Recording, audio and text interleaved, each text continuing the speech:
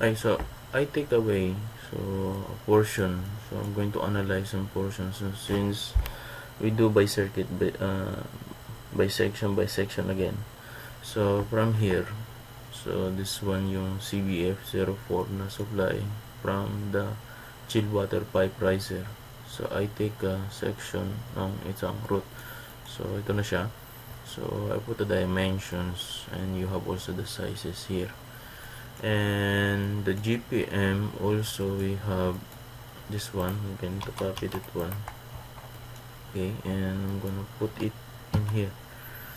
So I have here now, so you will see that we have different flow from here and going here.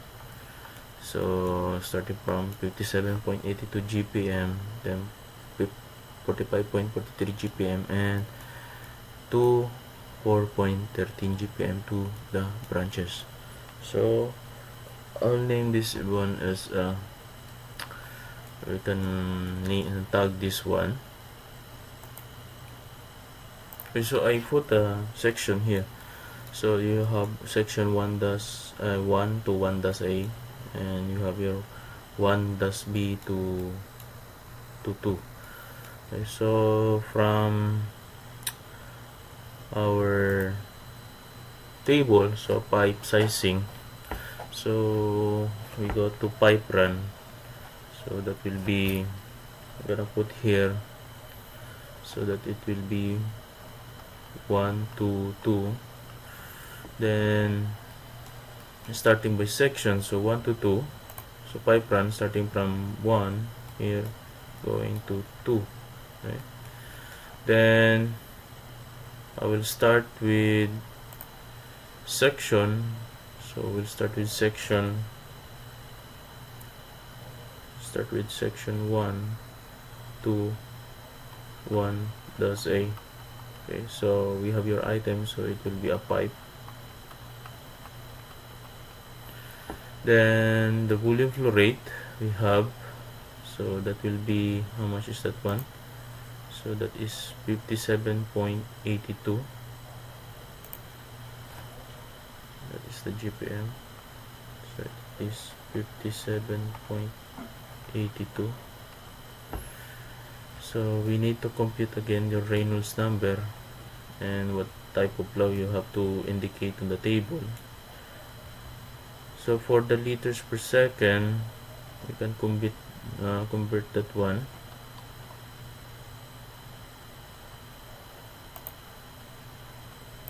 So for the volume flow rate, you can convert that one by, that is 3.64, so it's 3.65.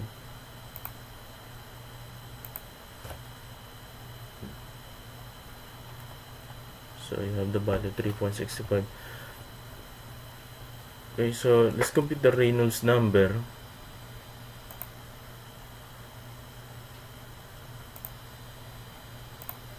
Okay, so let's compute the then Reynolds number for that for the water flowing that. So we use the density of the water to be 1000 kilogram per cubic meter. So input it in our table, water density.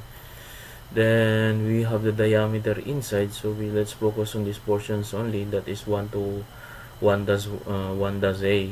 So we have the pipe diameter of 1 inches, so it's equivalent to 26.6 mm. So I'm gonna input it in here. So we are nominal diameter, which is 1 inches. Then we have the 26.6 mm. So Reynolds number, so let's find the viscosity of water at that certain point. Okay, so let's check the viscosity. Okay, so I have here the equation to solve the density of water. So usually the density of the water varies with a different temperature. So what we have here, the value equation to solve the density of water at the given temperature. So if we have already 1000, so substitute yung temperature. So let's say the temperature of the water here entering our system. So maybe it's around 18 degrees. So that is only assuming. I assume it is 18 degrees. So I just only assume. So it will be 18 degrees minus 4. That will be raised to squared divided by 180. So usually it varies. So, but mostly kasi ginagamit 1,000. But so let's try to use this equation para maging standardized tayo. So, since we are on we have to follow yung standard equation to get at the value. So I have the value of 998.91. Okay? So this will be kilogram per cubic meter.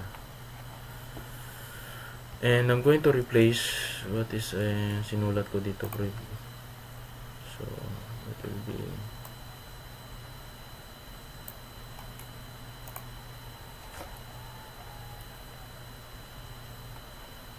998.91. So if you're going to round that one, that is already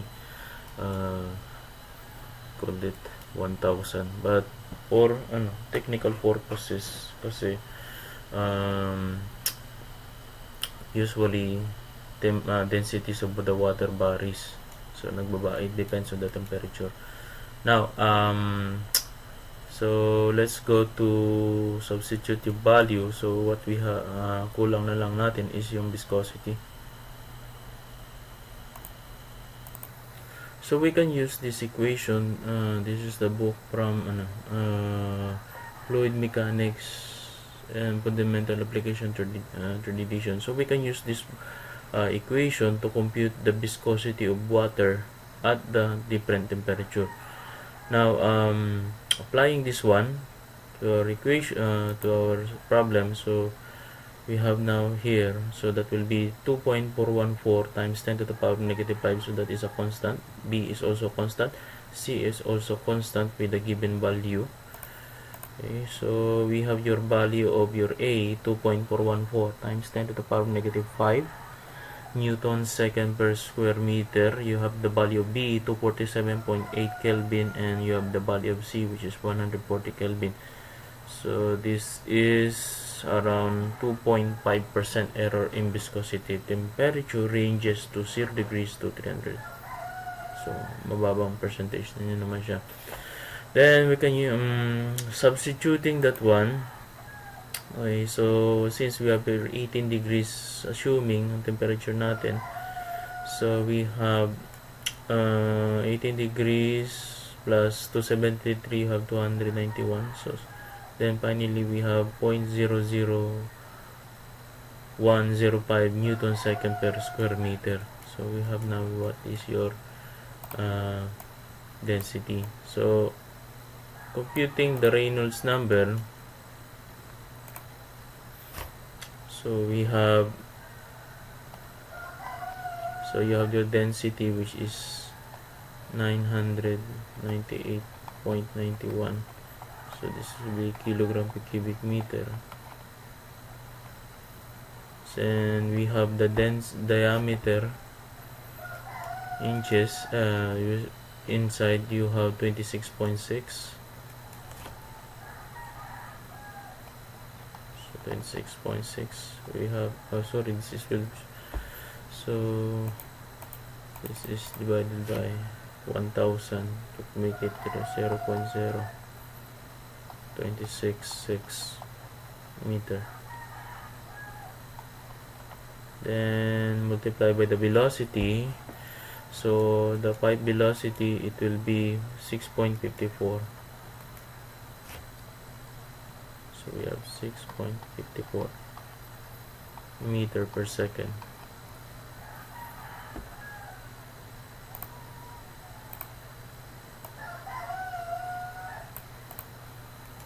Then viscosity, so we have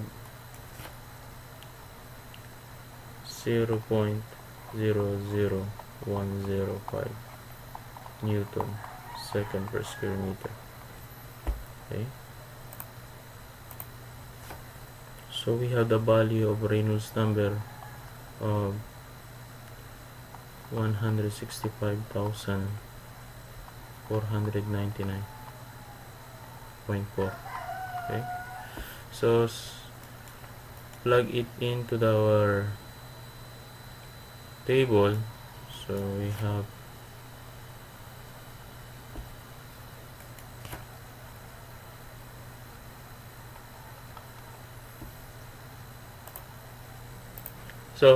we have the value of Reynolds number, which is 165. So referring to this one, so we have already a turbulent flow which is greater, so we can input it in here as a turbulent flow.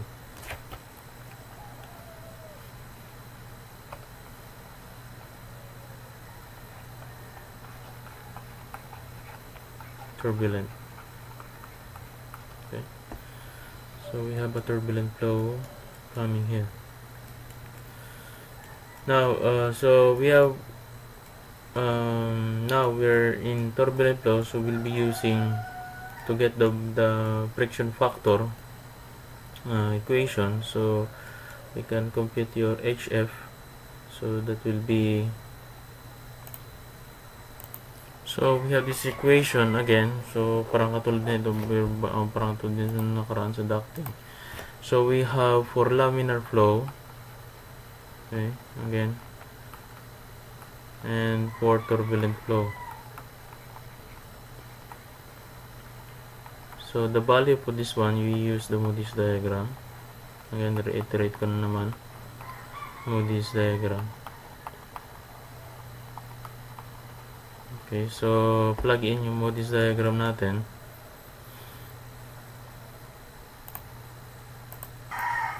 Okay, so for computing the relative roughness, since we are now in using this one, so Darcy-Weisbach equation for the friction factor. Now we have steel. Okay, so we're using now steel, then corrugated concrete, cement, rebated, stainless, or galvanized and plain. So we have the relative roughness of point, that is for low and high. So for design, so let's try to use the design, this one, 0.005 for the relative roughness. So our relative roughness will be 0.005 05 divided by the diameter. So that is the ratio of the diameter. So this is already in, call it in feet, no? So checking yung since it is 1 inch, so we have 1 inch schedule 40 inside diameter is 1.049. So we have 1.049. that gives a value of 0.000476. so we can round this up into 0.0005. So inputting that one, meron ba tayong value ng relative roughness? Okay, wala. Okay, so ito lang.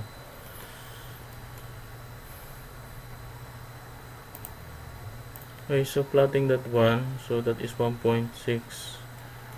Ang Reynolds number natin is, so that will be 1.6 to the power of 5. So we have here 10 to the power of 5 starting here. So then plotting din this one yung 0.005. Sorry, dito pala sa taas yun.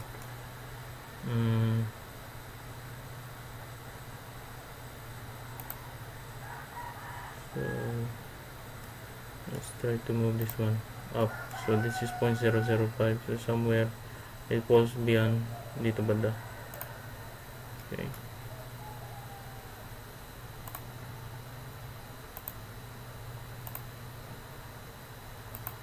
So it falls between this 1005 here, running here.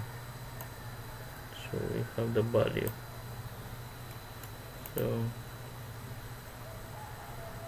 it's around, so for the value, so we have your value of your F is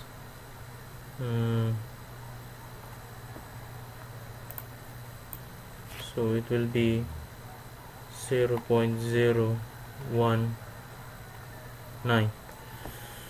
Okay, so from the equation kanina, so substituting it in here, so we have now the value of your HF.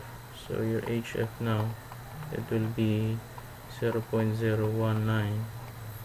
Then we have your length, which is 1.829.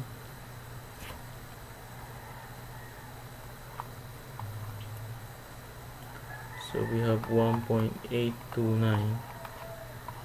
Then multiply by the velocity, which is how much? That'll be 6.54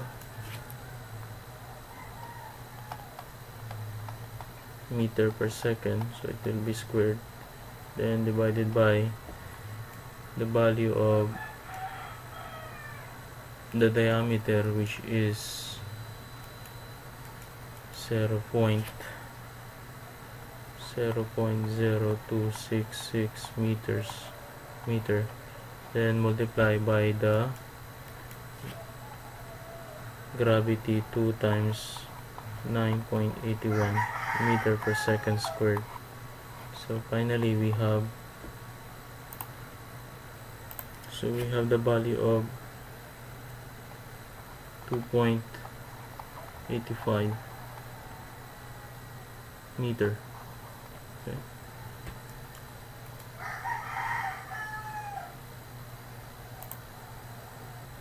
Okay, so let's try to derive yung equation for the pressure drop. So para we have the tawag dito. So this is to have a background. So this is a review already.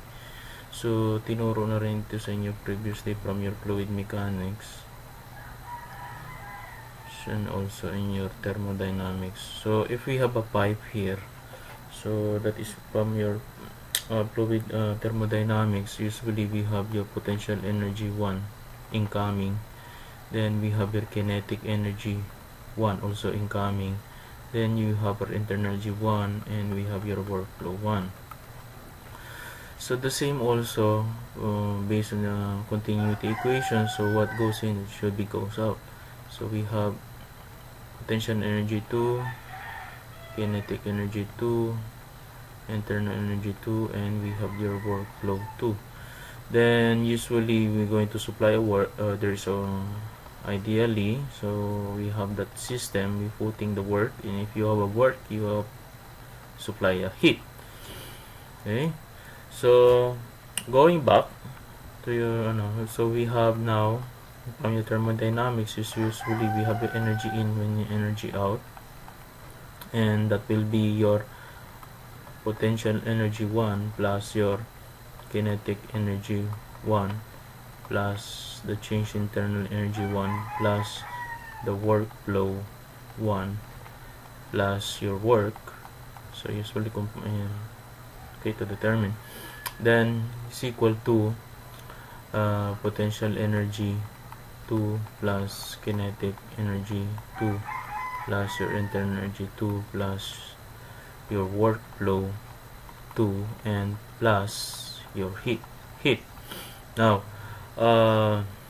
so you will notice here, so combining yung magkakapareho, so we have now as your work minus yung heat is equal to the change in potential energy plus the change in kinetic plus the change in internal energy plus your workflow, change in workflow.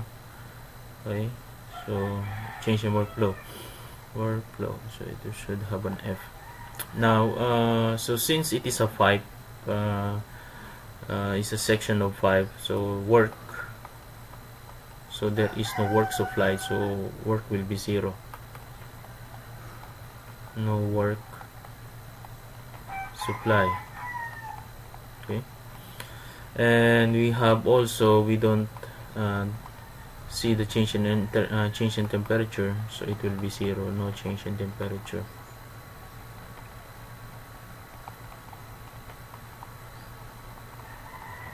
So no change in temperature, so this will be 0. So this one will be 0. Okay, so yun potential kinetic energy na naiwan. So finally our equation will be look like this.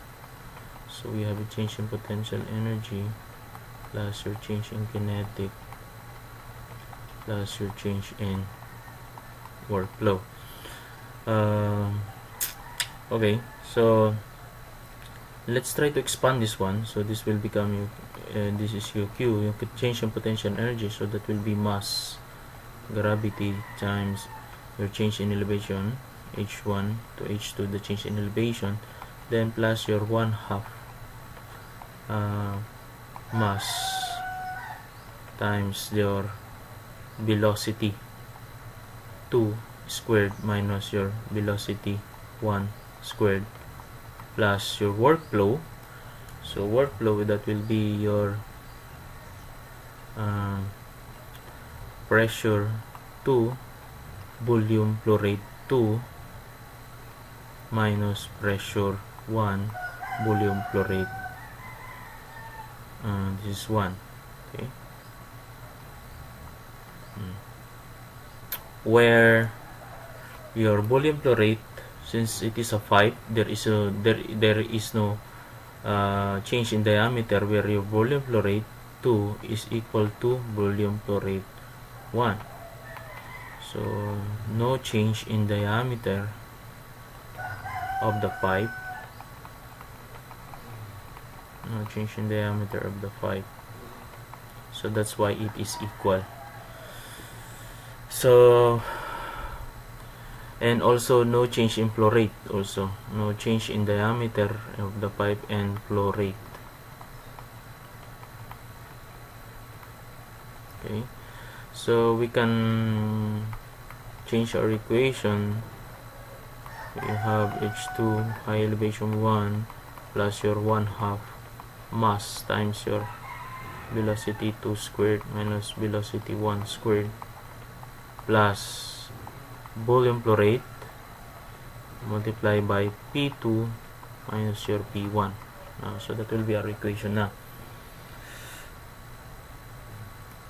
So rearranging our equation, so we can rearrange it like ng ganito.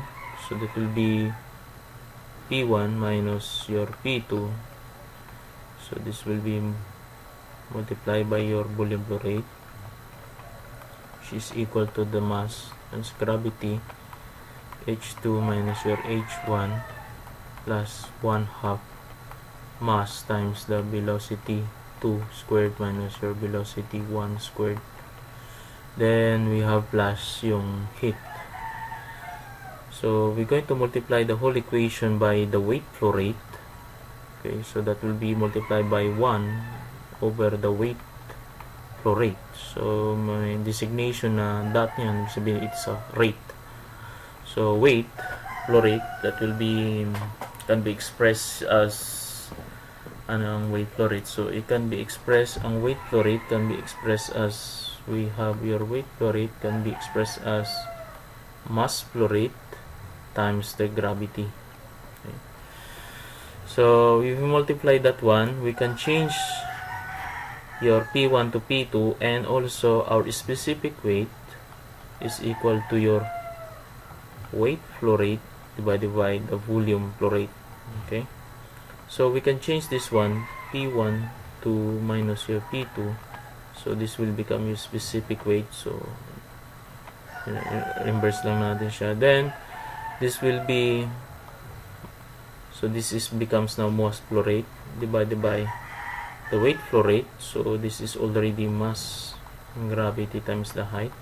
So we have your H2 minus your H1 plus your 1/2 mass divided by mass flow rate, then we have your gravity, then multiply by 2 squared, velocity 1 squared, okay, plus your heat divided by your weight flow rate. So cancel out in common, so we have to cancel out this one, so this is also mass flow rate, cancel na. So we can finally arrive, your equation will be P1 minus your P2, specific weight, so this will be elevation 2 minus your elevation 1 plus 1 half 2g. So we have your velocity 2 squared minus velocity 2 I squared 1, okay, plus your heat divided by your weight flow rate. So from here, so this is now your equation to compute yung how much yung pressure drop. So this is the pressure drop from point 1. So this is your point 1 and this is your point 2. Now we can ano yung equation, we can further modify it by means of, so this will become P1 minus your P2, which is equal to specific weight times your H2 minus your H1, then plus specific weight divided by 2g, then we have velocity 2 squared minus your velocity 1 squared plus so yung heat divided by your weight flow rate, so that will become your HF value. So HF, so ito na yun yung kanina yan. Now so mapapansin nyo, if this is our equation, so we can pasok natin dito. So we have your loss per item, so that will be on the 5. So we need to get the, so since we don't have change in elevation, is 0, okay, then the velocity 1 and 2 from point 1 and 2, there is no change in diameter, so this one will be 0 also. So yung magiging loss per item niya or pressure niyan, so it will be specified as your, so P1 minus your P2 0.1, or let's say this is point, let's change this one. So from P1 to what is the piping, starting from 1-1, diba? 1-1, so 1, so it will be 1-1, 1-A. So we don't have the change in elevation, it will be 0, and your change in velocity, so since we don't have the change in diameter, so it's the same also, so it will be 0 out, so there is no change in velocity. Now ito na lang may E1, which is the multiply by also specific weight, so that will be specific weight times HF natin siya. So the value of the specific weight, so that will be, how do we get to compute a specific weight? So that will be weight flow rate, so it can be expressed like this one, so weight flow rate, so or can be expressed as mass flow rate times your gravity divided by volume flow rate, or it can be density of the fluid, of density of H2O times your gravity. So from here, so it can be multiply density, gravity of H2O, then multiply by HF. So what we have here, the density of H2O is 998, so 998.91, so that will be kilogram per cubic meter, multiply by 9.81 meter per second squared, then multiply the value of HF, so this is 2.85, so we have 2.85 meters. So finally, we have the pressure change between P1, the pressure drop change between P1 and P1-A is equal to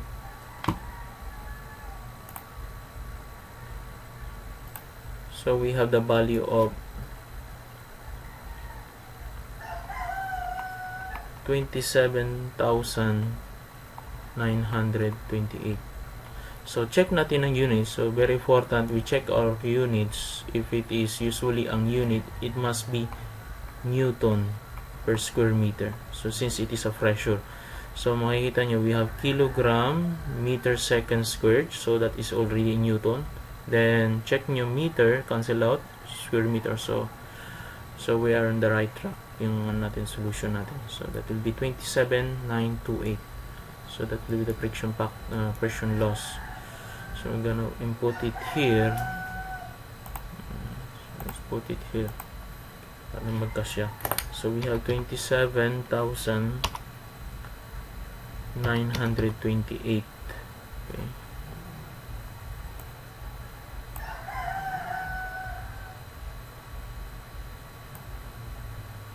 So we have the value 27,928. So that will be the loss ng system natin dito. Okay, so it's very clear now. So the specific weight, it will be, so what will be the specific weight? So let's input the value. So that will be density times gravity, so 998.91 times 9.81, we have 9,000. So let's import it here. So 9,000. So 9,799.3.